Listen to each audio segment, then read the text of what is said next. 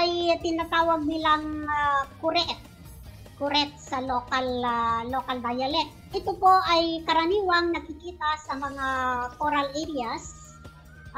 Sa araw po nakatago siya sa mga coral reefs, and sa gabi lumalabas po siya upang maghanap ng kanyang pagkain. Ang katawan ay may mga eye-like chocolate brown spots na may smooth and well-defined lobules.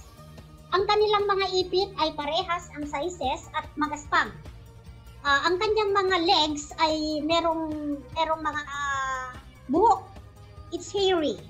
At pare-parehas din ang sizes. Kapag nakakain ka po ng kuret, usually vomiting, pagkatapos numbness on your extremities, sa kamay, sa paa, tapos dizziness.